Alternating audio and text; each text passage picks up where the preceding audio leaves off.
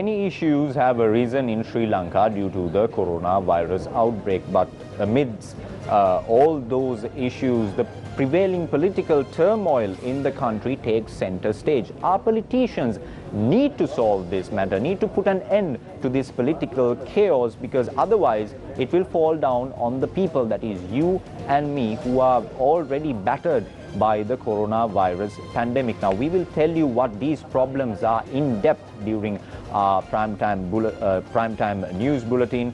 First of all, we will tell you about the fire that erupted at the government printers department located in Borella, and about the guidelines that the World Health Organization has issued in terms of relaxing curfew. Curfew in Sri Lanka, when will it be lifted? We have what the specialist doctors have to say about that. And of course, issues revolving around the distribution of samudri concessions, issues revolving around the distribution of vegetables, and what is the current situation of the Sri Lankan students who are residing in overseas, what is their current situation, and what happened to MP Ranjan Ramanayaka. Amidst all these issues around all these problems, the security officials in the country have taken tremendous steps to provide some solace to the people who are confined in their homes across the country. One such incident we saw today, that is the police have taken steps to entertain the residents of Havelock City apartments. Let's take a look at that.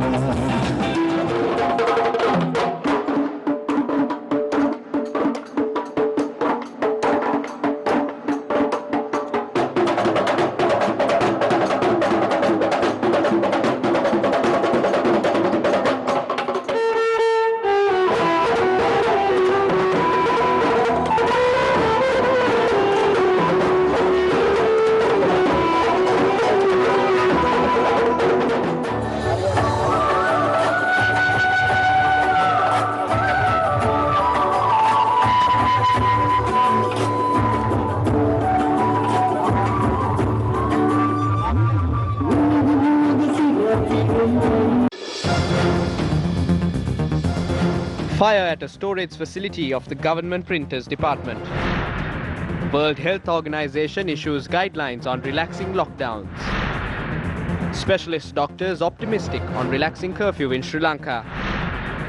Ranjan Ramanayaka remanded until the 20th of April. Very good evening. You're watching Primetime News on TV1, bringing you the news. I'm Tharasha Kumar Singh. We are now taking a look at a story that just came in. 2 people were arrested in Putlam this evening on suspicion of involvement in last year's Easter Sunday terrorist attacks. The arrests were made by the Special Investigation Team on the Easter Sunday attacks of the Criminal Investigations Department. A statement issued by Sri Lanka Police this evening says the 2 suspects, including the brother of former MP Rishad Badiuddin, were taken into custody at about 7 p.m. this evening. As mentioned in your headlines, a fire erupted at a storage facility at the government printers department in Borella today.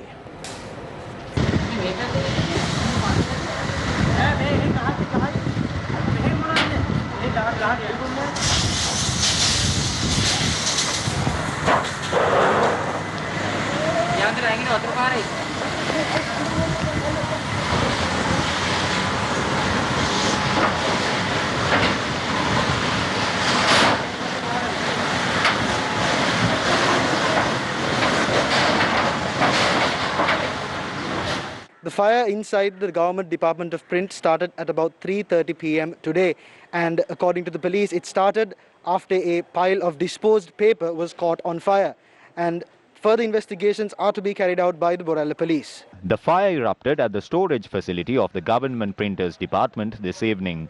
The storage facility housed documents that have been discarded from the government printers department. Firefighters, the army and the Borella police doused the fire within a short time. We spotted the fire at about 2:50 this afternoon. We then informed the fire brigade and the police. They came and doused the fire. The documents that we discarded were destroyed in the fire. We are waiting to see what happens next. The Borala police are conducting further investigations into the incident. A fire had previously erupted at the government printers in March 2004. The World Health Organization issued several guidelines to countries which are planning to relax lockdown measures. The Director General of the WHO made the following remarks. We know that COVID-19 spreads fast, and we know that it's deadly, 10 times deadlier than the 2009 flu pandemic. We know that the virus can spread more easily in crowded environments like nursing homes. We know that early case finding, testing, isolating, caring for every case, and tracing every contact is essential for stopping transmission. We know that in some countries, cases are doubling every 3 to 4 days. However, while COVID-19 accelerates very fast, it decelerates much more slowly. In other words, the way down is much slower than the way up. That means control measures must be lifted slowly and with control. It cannot happen all at once. Control measures can only be lifted if the right public health measures are in place, including significant capacity for contact tracing. But while some countries are considering how to ease restrictions, others are considering whether to introduce them, especially many low and middle-income countries in Africa, Asia, and Latin America. In countries with large, poor populations, the stay-at-home orders and other restrictions used in some high-income countries may not be practical. Many poor people, migrants, and refugees are already living in overcrowded conditions with few resources and little access to health care. How do you survive a lockdown when you depend on your daily labor to eat? News reports from around the world describe how many people are in danger of being left without access to food. Meanwhile, schools have closed for an estimated 1.4 billion children. This has halted their education, opened some to increased risk of abuse, and deprived many children of their primary source of food. As I have said many times, physical distancing restrictions are only part of the equation, and there are many other basic public health measures that need to be put in place. We also call on all countries to ensure that where stay-at-home measures are used, they must not be at the expense of human rights. Each government must assess their situation while protecting all their citizens, and especially the most vulnerable. To support countries in making these decisions, WHO will tomorrow be publishing its updated strategic advice. The new strategy summarizes what we have learned and charts the way forward. It includes 6 criteria for countries as they consider lifting restrictions. First, that transmission is controlled. Second, that health system capacities are in place to detect, test, isolate, and treat every case and trace every contact. Third, that outbreak risks are minimized in special settings like health facilities and nursing homes. Fourth, that preventive measures are in place in workplaces, schools, and other places where it's essential for people to go. Fifth, that importation risks can be managed. And sixth, that communities are fully educated, engaged, and empowered to adjust to the new norm. Every country should be implementing a comprehensive set of measures to slow down transmission and save lives, with the aim of reaching a steady state of low level or no transmission. Countries must balance between measures that address the mortality caused by COVID-19 and from other diseases due to overwhelmed health systems, as well as the social economic impacts. How long will it take to temporarily lift or remove the curfew that is now in effect across Sri Lanka? Proposals compiled by specialist doctors on relaxing the curfew will be handed over to the government tomorrow. It has been found that people who have not shown symptoms have been carrying and spreading the virus. Because of this issue, we recommend that wearing a face mask is suitable. As of now, this disease has not started to spread among the community. There is an improvement in the country. If we continue in this manner, we might be able to get rid of this disease in another 2 weeks. An unidentified person died in mysterious circumstances this evening in Katukurunda, Kalutara. Eyewitnesses of the incident said the person who was travelling from the Nagoda hospital had suddenly collapsed. Although residents had contacted the Suwasari ambulance service, there had been a delay for the ambulance to arrive at the location.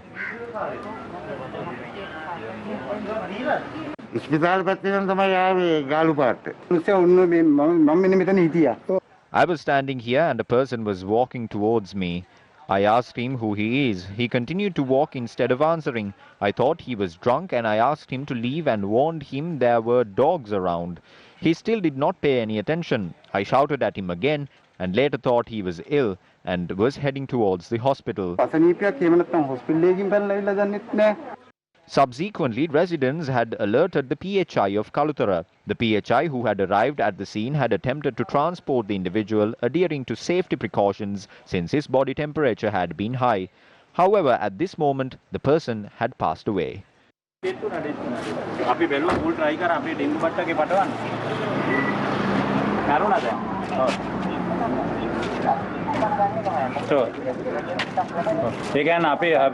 tried to transport him to the lorry. We called 1990 and 1390, but there was a delay in your system. We turned him over, but he had passed away. The remains are currently placed at the Nagoda hospital. When News First inquired from Senior DIG Ajit Rohana about the matter, he said since the individual had passed away by the time PHI had arrived at the location, an ambulance had not been sent. The body had later been transported to a hospital. A post-mortem examination has been scheduled. Failing to keep the public informed has complicated the process of resolving issues. Such an incident was reported from Waligama in Matara today. Residents of the Koledanda village that falls under the purview of the Valipitiya Pradesh Sabha criticized the actions of the Grama Niladhari in the area. They pointed out that scheduling a meeting with the Grama Niladhari was extremely difficult and that he does not care about their grievances. Residents say that they are not receiving the aid that is to be distributed among the public. We have never gotten anything. We are always deceived. What are these officers doing? They always say that they will give us something tomorrow. When will this day come? We are asking because we don't have anything. We must at least be given this 5,000 rupees. Did the Grama Seva officer even come here? Did he give us anything? He just scolds us to our faces. Is that how he is supposed to talk to us? Is this the reason he has been appointed? It's wrong for him to talk like that. If he wasn't the Grama Seva officer, we would have hit him and sent him home. Responding to these allegations, the Grama Niladhari, Bandula Padmasiri, said that these allegations are being levelled to further the political agendas of a few.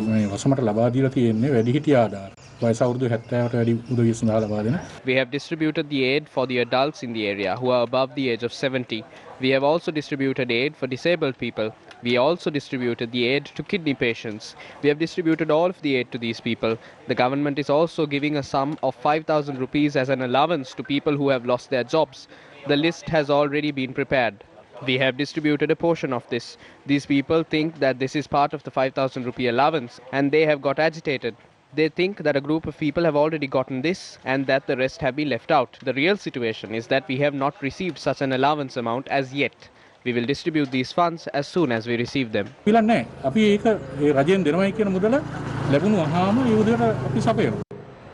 Over the past 2 weeks, reports of Pradeshya Sabhas mishandling food distribution were reported from Dulapitiya and Waligama. Meanwhile, the failure of the Kantale Pradeshya Sabha to distribute stocks of vegetables to the public at a concessionary rate has given rise to many more issues.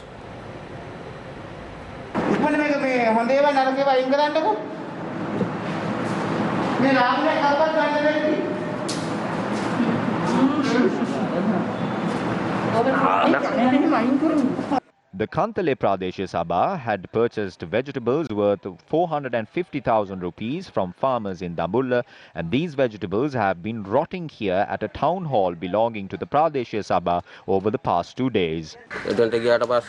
They said that we must pay 500 rupees and buy a bag of goods, but this is not worth 500 rupees, so we left it and came back. Now the remaining vegetables have become rotten. They are asking us to buy food from here. Can we take this rubbish and give it to the people? They are not allowing us to go to Dambulla. The divisional secretariat is saying that a kilo of beans is 120 rupees. Even we sell it for only 80 rupees. Later, the divisional secretary D.H. Priyanta decided to convene the Pradesh Sabha members and allow them to choose from the available vegetables. Afterwards, the villagers were given the opportunity to choose from the remaining vegetables.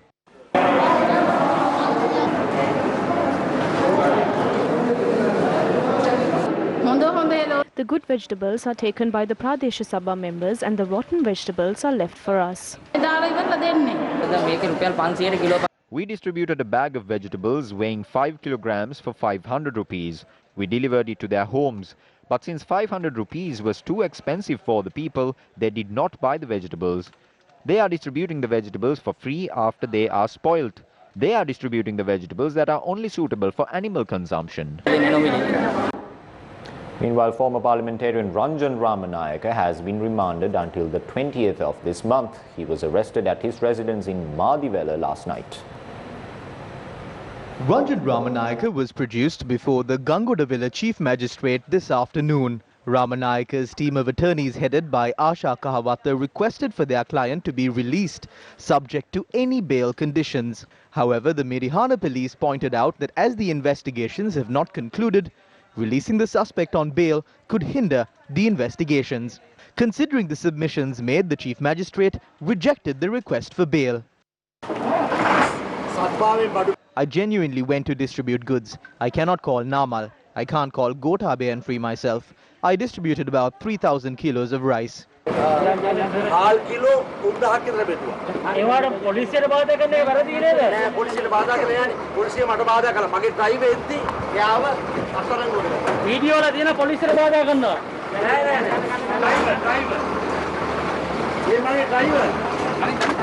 No, they arrested my driver and turned back my vegetable lorry.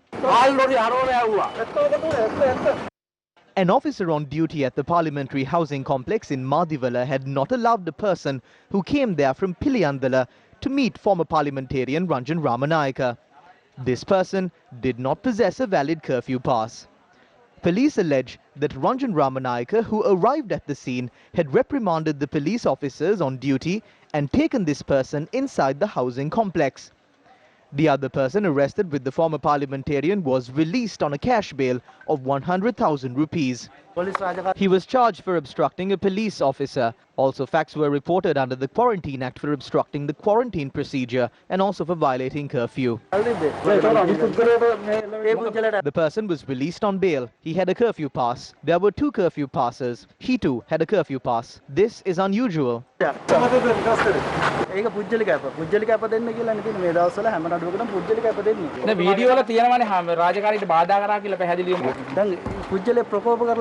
If someone is enraged, it would happen naturally. That is what happened to Ranjan as well, because he is human. Similarly, people lose their patience at times, but this does not amount to obstruction of one's duty. For example, if you attempt to arrest a man and I flee with the man, that is an obstruction. This was a natural reaction of a man when another was about to be arrested unfairly.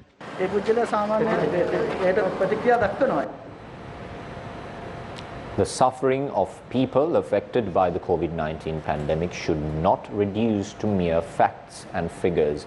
We cannot say for how certain how many families are suffering due to the pandemic. Nalin's story is one that epitomizes why we need to help each other to overcome this crisis together.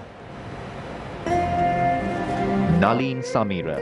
35 years of age. He lives with his wife and 3 children in this dilapidated hut he built near the Nuwarawawa in Anuradhapura. Nalin underwent a major change in his life 2 years ago. Part of his leg was removed in a surgery due to a disease he was suffering from. But Nalin was courageous enough not to depend on anyone else and put food on the table for his family by driving his 3-wheeler. Nalin tirelessly worked towards making sure that his son, who is in grade 4, and his 2 daughters aged 5 have a proper education. But unfortunately, Nalin and his family now belong to the countless number of helpless people who have been heavily impacted by the coronavirus outbreak.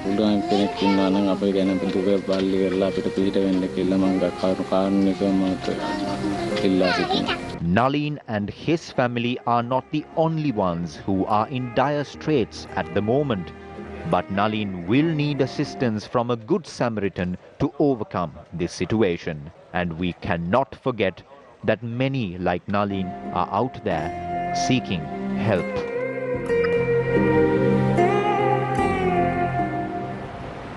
In today's COVID-19 situation, 2 more COVID-19 patients have been identified today. This brought the total number of confirmed COVID-19 cases in the country to 219. The patients are residents of Berwala and were identified while they were at the Funane Quarantine Centre. 153 patients are currently being treated at hospitals for COVID-19. According to the Health Minister, the number of patients who have recovered from the virus have risen to 61. The previously isolated village of Atalugama in Bandargama was removed from isolation today. This was confirmed by the commander of the Sri Lanka Army and the head of the National Operations Centre to prevent COVID-19, Lieutenant General Shavendra Silva. Our correspondent said although officials of the army will be removed from the roadblock situated at the entry points to the village, police officers remain stationed. Meanwhile, the villagers of Pannila and Chinese Fort have been named as isolated villages. The head of the National Operations Centre to prevent COVID-19, Lieutenant General Shavendra Silva, said the decision had been made following the discovery of 7 COVID-19 patients from the area yesterday. The isolation has been in effect from 6 this morning. Accordingly, residents of Chinese Fort and Pannila in Berwala will be prohibited from travelling out of the villages, while others would be restricted from entering the respective villages. 19 people from Akkaraipattu had been directed to a quarantine centre in Damminna yesterday. The area surrounding their residences had also been disinfected. After a female sanitation worker attached to the BIA residing in Rambukkana was tested positive for COVID-19, a group of people who were in contact with the woman had been placed in self-isolation. Samples obtained from them today to conduct tests. Sri Lankans living in India, Pakistan and Bangladesh have requested the government to make arrangements for them to return home. Meanwhile, the chairman of Bangladesh's Civil Aviation Authority has confirmed nationals of the United Kingdom, Australia and South Korea will soon leave Bangladesh for their respective countries on a special Sri Lankan Airlines chartered flight amidst the coronavirus pandemic. The landing of flights at the BIA was halted on the 19th of March. On the 27th of last month, the Sri Lankan government made a request from all Sri Lankans living abroad who are hoping to return home to remain overseas until the spread of the disease was controlled inside the country. However, those Sri Lankans living abroad face severe difficulties due to the precautions taken in India, Pakistan and Bangladesh to stop the spread of the coronavirus. Groups of students and professionals are requesting the government to facilitate their return. More than 600 students are on lockdown in India. They are students of 12 universities, including the University of Punjab and the University of Bangalore. The students make this request from the government against the backdrop where 358 people have died due to COVID-19 in India. Right now, I'm in the Maharashtra state. At the moment, this is the hardest hit state from COVID-19. Health conditions in India are at a very low level. No one has informed us where to go in case any of us get a cold. Since the 13th of March, we have been in lockdown. We have no safety. We are desperate right now. We are in lovely university in Punjab. There are about 110 Sri Lankan female students studying here. We are at huge risk right now because yesterday a female student inside the university was identified as a COVID-19 patient. This student must have definitely used the same public canteen we use. There is no proper health service here. We don't know if we have the disease or not. Amidst the difficulties, the Vice-Chancellor of the lovely professional university has issued a letter to President Gotabaya Rajapaksa. In his letter, he says if it is necessary, the university will bear the cost of the flight ticket for the 100 Sri Lankan students inside the universities. He further added that the university is willing to provide safe passage to the closest airport. Meanwhile, a group of Sri Lankans living in Pakistan had also requested the government to bring them back home. Upon an inquiry made by Newsfirst, the acting Sri Lankan High Commissioner in Pakistan said that there are close to 40 Sri Lankan students in Pakistan. He further stated that he has not been made aware of the date on which these students can return. We have to leave the university because there is no food inside. Within the province, there are about 3,000 COVID-19 patients. When we go out to buy food, it is a huge risk for us. The chances of us contracting the disease is very high since we are not wearing masks. Professionals and students who are in Bangladesh expecting to return have sent a letter to the President. In the letter, they have pointed out that the citizens of UK, Japan, China, England and Russia who are in Bangladesh for various reasons have returned to their home countries through the intervention of the relevant governments. In the letter, they have also mentioned that on the 16th of last month, the government of Australia had brought back their nationals living in Bangladesh through a chartered Sri Lankan Airlines flight. There are about 5,000 engaged in executive grade jobs.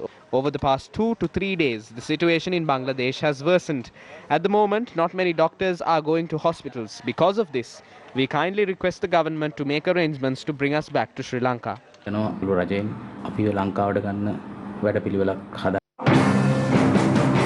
Whilst these requests are being made by Sri Lankan students and expatriates overseas, a Sri Lankan Airlines flight transported a group of passengers to Shanghai from London via Katunayaka.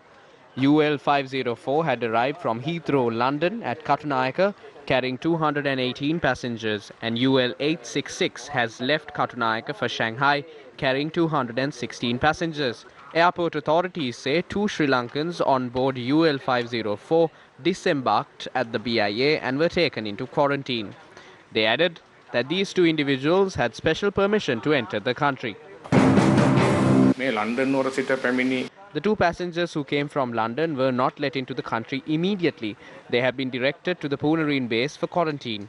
They are ordinary citizens. There were 33 Sri Lankans stranded at 13 airports who had been planning to return when the lockdown was imposed. Cabinet had granted permission for these 33 persons to return to Sri Lanka. The 2 passengers who arrived on this flight are the first of that 33. I wish to remind everyone that the Sri Lankan Airlines staff, the airport staff here and overseas, and the health authorities are acting in line with the relevant guidelines, including those issued by the WHO. Passengers were transported to Shanghai following a very short transit of 2 hours. From a business perspective, this is a very positive indication. On the one hand, while we are fulfilling national obligations as the national carrier, we are glad that we have positive indications on the business side as well.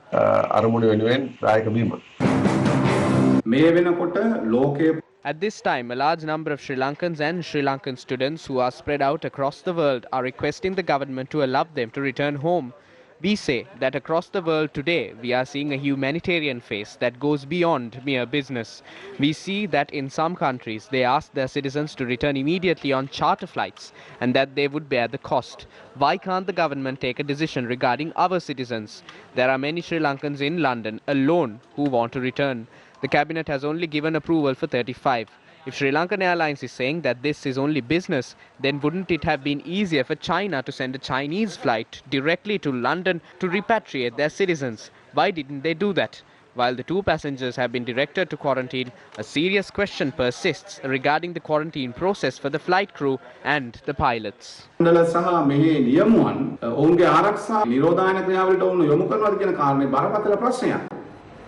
Fishermen in Chilao point out that although the government has given permission for fishing, they have not put in place a proper mechanism for their catch to be sold. This is in spite of the fact that the government decided last week to allocate 600 million rupees for the prompt purchase of fish stocks.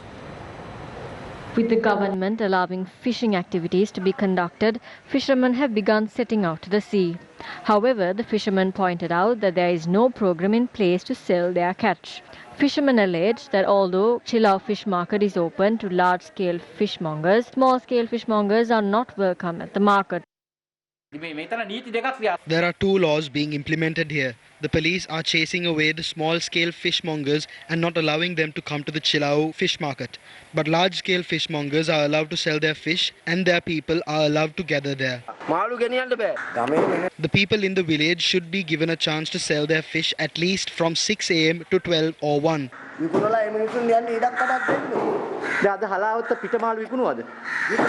Yes, they are being sold. It came from Walachene and Pulmude. Meanwhile, Nigambu businessmen who farm fish for export point out that they cannot export their fish. According to our correspondent, there are about 70 fish farms in Munnakar alone. I used to export them to China and also European companies. We can't sell these fish now. We saw that Minister Bandula Gunawardena said on the news that the government would purchase every last fish that we catch. But we have not seen any demand for our fish like that. The International Monetary Fund Executive Board has approved immediate debt relief for 25 member countries as part of the fund's response to help address the impact of the COVID-19 pandemic. Incidentally, Sri Lanka is not in the list of these 25 countries. The countries that will receive debt service relief today include Afghanistan, Nepal, Yemen and several African nations. Ms. Kristalina Georgieva, Managing Director of the International Monetary Fund, issued the following statement. Quote, today I am pleased to say that our Executive Board approved immediate debt relief to 25 of the IMF's member countries under the IMF's revamped Catastrophe Containment and Relief Trust. Unquote. She further added, quote, this provides grants to our poorest and most vulnerable members to cover their IMF debt obligations for an initial phase over the next 6 months and will help them channel more of their scarce financial resources towards vital emergency medical and other relief efforts, unquote. She added that the CCRT can currently provide about $500 million in grant-based debt service relief, including the recent $185 million pledge by the UK and $100 million provided by Japan as immediately available resources. Others, including China and the Netherlands, are also stepping forward with important contributions. She urged other donors to help replenish the trust's resources and boost further their ability to provide additional debt service relief for a full 2 years to the poorest member countries. Around 1.92 million people around the world have now been confirmed to have the new coronavirus. Total number of fatalities reported worldwide is at 119,699. Prime Minister Narendra Modi has said India's nationwide coronavirus lockdown, the biggest in the world, will be extended at least until the 3rd of May.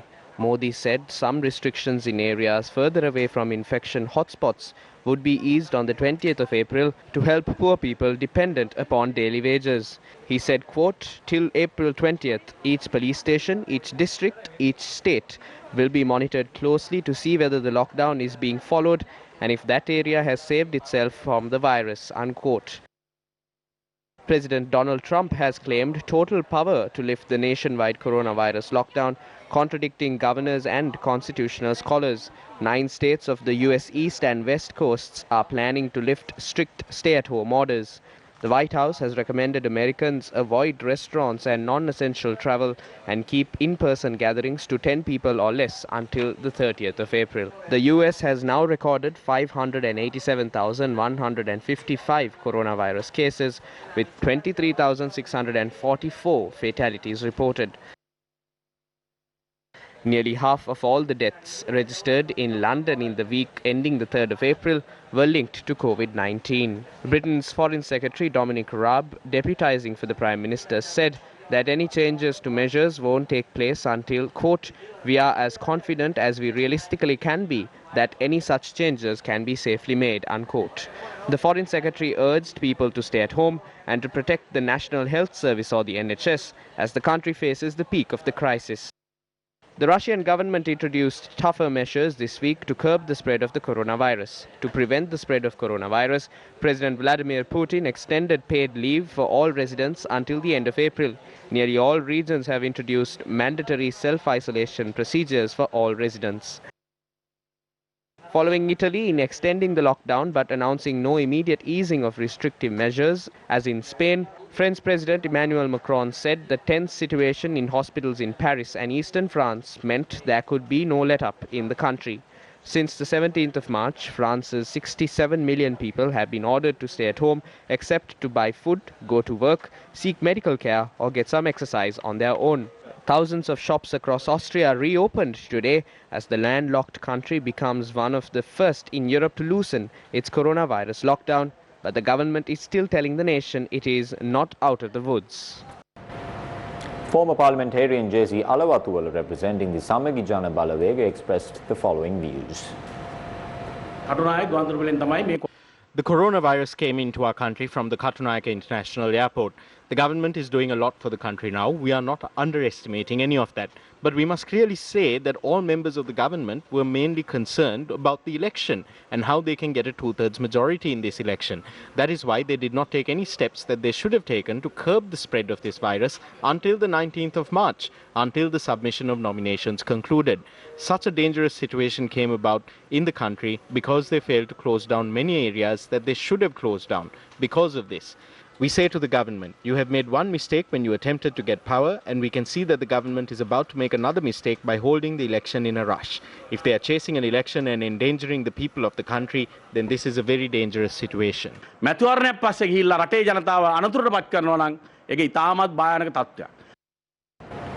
Four special UN rapporteurs have written to President Gotabaya Rajapaksa urging him to reconsider the Sri Lankan government's decision to make it mandatory for bodies of those who succumb to COVID-19 to be cremated. The letter to the President was jointly addressed by the Special Rapporteur on Freedom of Religion or Belief, Ahmed Shahid, Special Rapporteur on the Right of Everyone to the Enjoyment of the Highest Attainable Standard of Physical and Mental Health, Danius Puras, Special Rapporteur on Minority Issues, Fernand de Verens, and the Special Rapporteur on the Promotion and Protection of Human Rights and Fundamental Freedoms while Countering Terrorism, Fionnuala Ni Arlene. The letter reiterates the importance of upholding the right of freedom of religion or belief, as well as the rights of minorities during this challenging time. The letter adds arbitrary decisions concerning the disposal of bodies of victims of COVID-19 may have a negative effect so as to provoke reluctance amongst families and communities in reporting COVID-19 cases over fears that they may be unable to ensure proper funeral or burial rights for their loved ones. The special rapporteurs in their letter say ideally such provisions should be revised in consultation with all the concerned ethnic and religious communities and relevant health experts and stakeholders. The special rapporteurs also ask that patients or deceased be identified without highlighting their ethnic or religious backgrounds in public. They add that it is their belief that this will greatly help prevent the stigmatization of individuals or members of a specific community. Newsfirst spoke to the Additional Secretary to the President on International Affairs, Admiral Professor Jayanath Kolumbage, and the Secretary to the Ministry of Foreign Relations, Ravinatha Aryasinghe, regarding this. Admiral Kolumbage said that the guidelines for final rights lies at the discretion of the Director General of Health Services. Meanwhile, Foreign Secretary Ravinatha Aryasinghe said that they will discuss the contents of the letter with the relevant stakeholders and reach a final decision. Rohana Hettiarachchi, the Executive Director of PAFREL, joined our segment Newsline today with Jayamal Ratnayaka.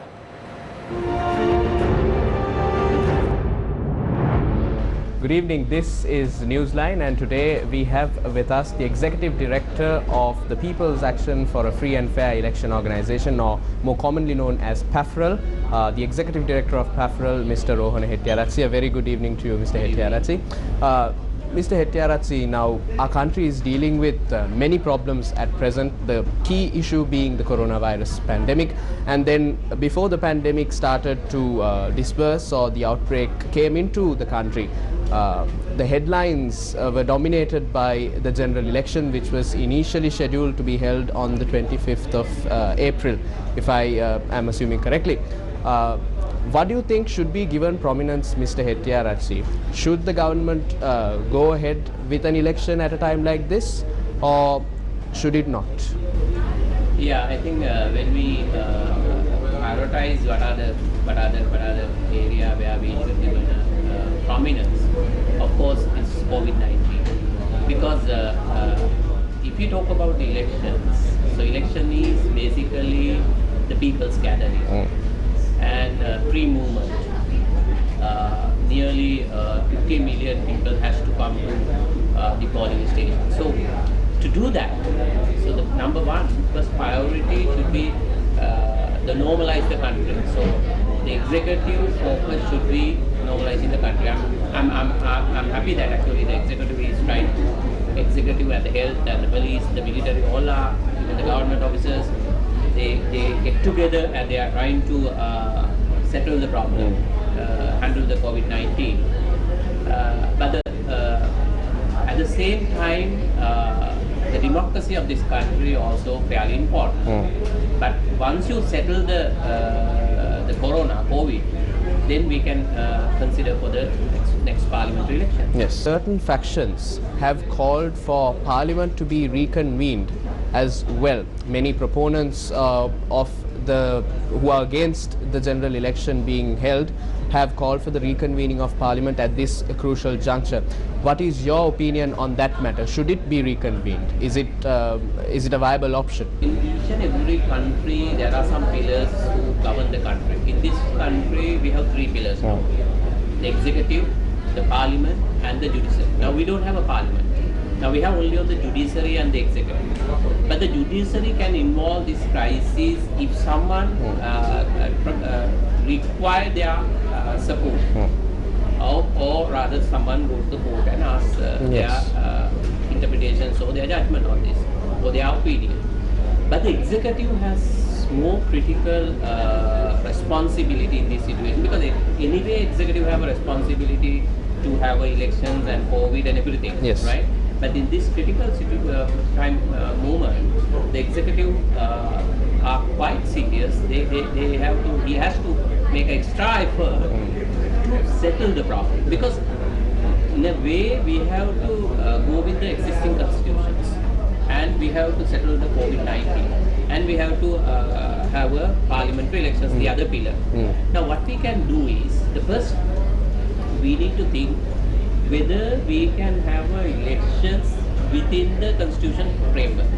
Now before 2nd of June, we have to have elections if we go with the constitution, if you follow the constitution guidance, because the president, within 3 months time after the dissolution of parliament, we have to have a next parliament. So they have given a time frame. So first thing is, we need to try with this existing framework whether we can have elections on that day. So before that, then there will be to have elections, there will be at least for 5 weeks period for election process and the campaigning for the candidates. So that means then we should call the election somewhere on before 25th of this month.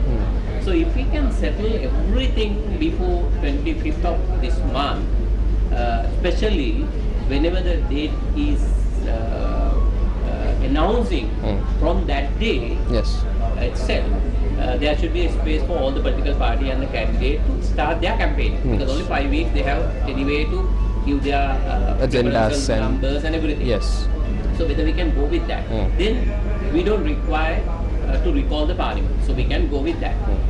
If we can't do that, the second option is the executive and the election commission, they need to cooperate each other very closely.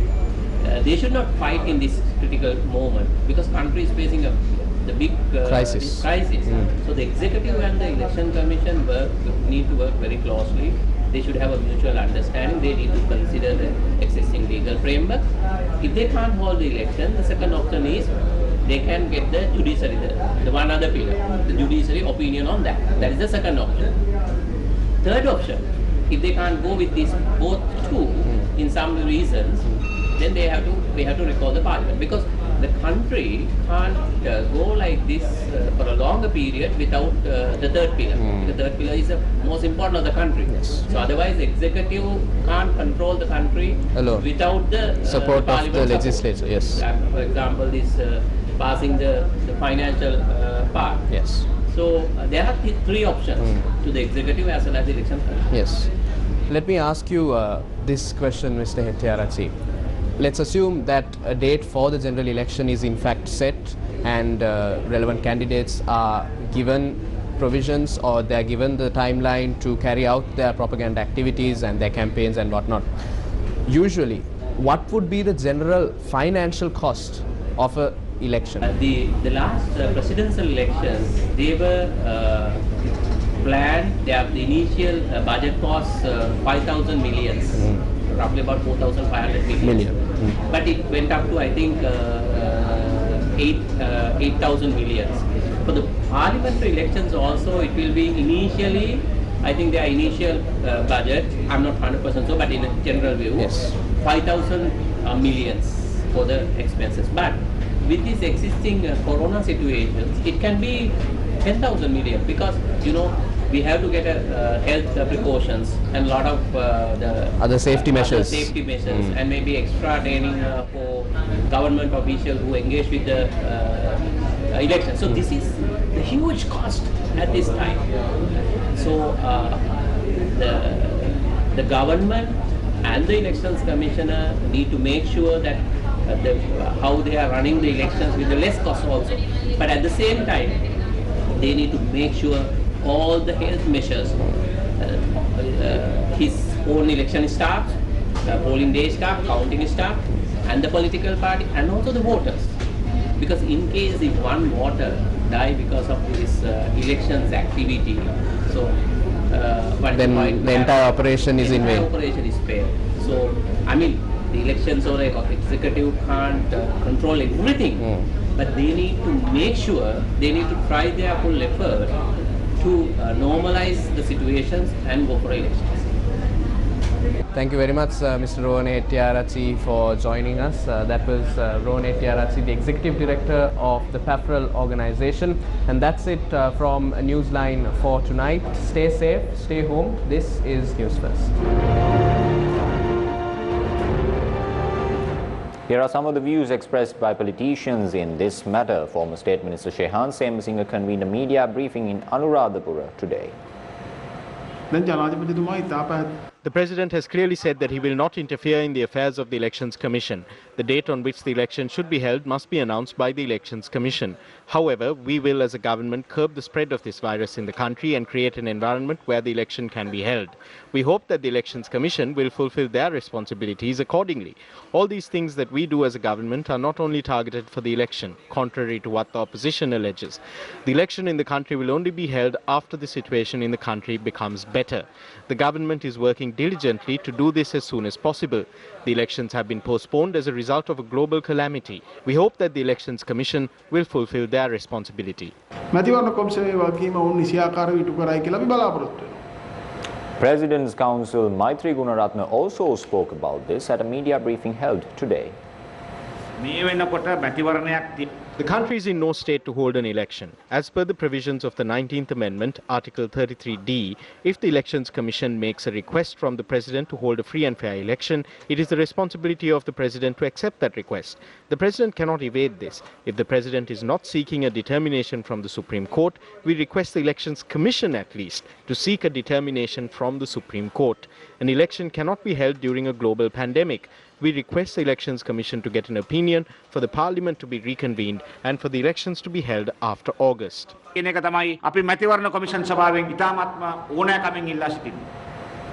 the same note, President's Counsel Vijayadasa Rajapaksa had this to say regarding the situation surrounding the parliamentary election at a press briefing today. Due to the prevailing situation, we are not able to hold elections. Unofficially, it is the health authorities in our country who are taking the decision on when to hold the elections, even though the President and the Election Commission do it legally. The government does not have the right to endanger the people's lives by holding the elections, and the government will not do it. The Constitution, human rights and the authority of the Parliament are the second priority. The first is the well-being of the people.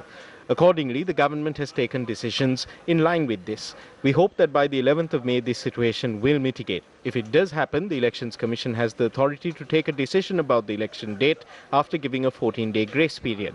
To do that, they don't need the advice of the WHO. They don't need to present the matter to the Supreme Court. ශ්‍රේෂ්ඨාධිකරණයට යොමු කිරීමටවත් කිසිදු අවශ්‍යතාවයක් නැහැ.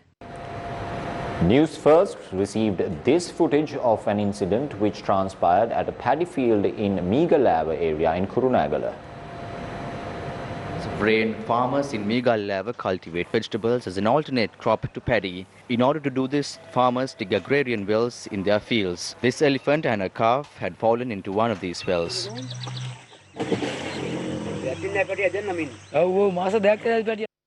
Both mother and calf had been stuck in the well since last night.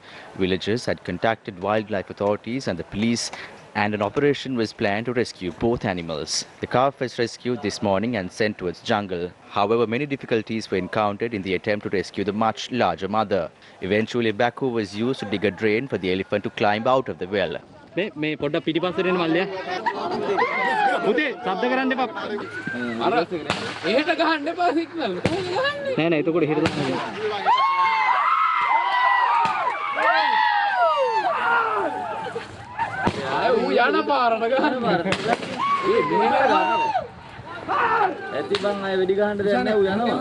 Wildlife officers say the elephant headed in the direction of the Bogamo Reserve. Cannot be confirmed whether she was reunited with her calf. At a time where people across the world are in isolation, the health sector in Sri Lanka has been performing a yeoman service while serving on the front lines of the battle against the pandemic. Going beyond the call of duty, health workers today gave the patients at the Valikanda Base Hospital an experience unlike any other. They gave an opportunity for isolated patients infected with COVID-19 to observe their New Year rituals. The Valikanda Hospital was allocated for COVID-19 infected patients amid strong objection from the general public. The army was given the responsibility of preparing a suitable hospital for COVID-19 patients on the 15th of last month. They completed this task within 4 days. The hospital was later staffed with the best medical professional from the Polonnaruwa Hospital. A group of COVID-19 positive patients, including children, are being treated at the hospital. The contagious nature of this virus prevents doctors and nurses from treating patients as usual. The staff of the Valikanda Base Hospital worked very hard to remove any feelings of loneliness from patients who are isolated. They sang songs and danced with the patients to ease their minds.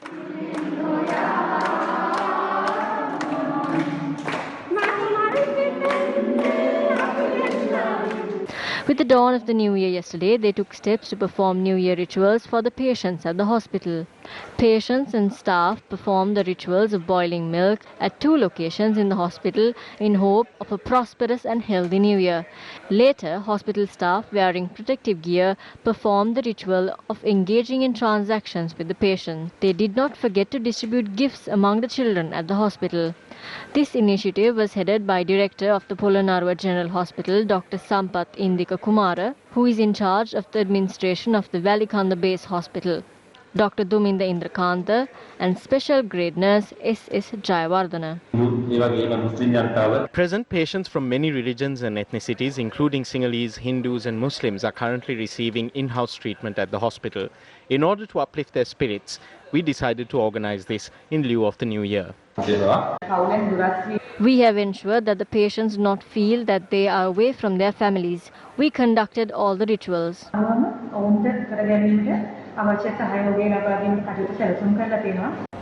The Rise Up Sri Lanka song has become a symbol of hope for a better tomorrow for all Sri Lankans alike. Our brothers and sisters conversing in the sign language also did not forget to join us in singing this song.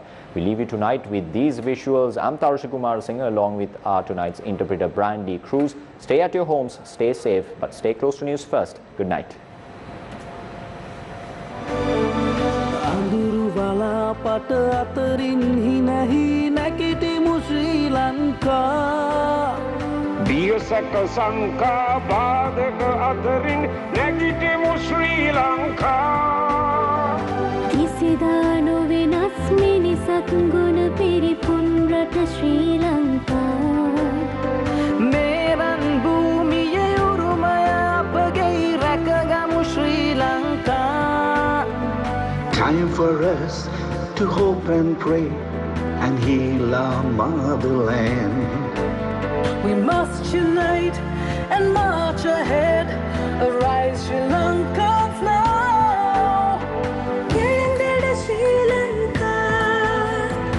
Nagitimu Sri Lanka. Ganmadda. Nagitimu Sri Lanka.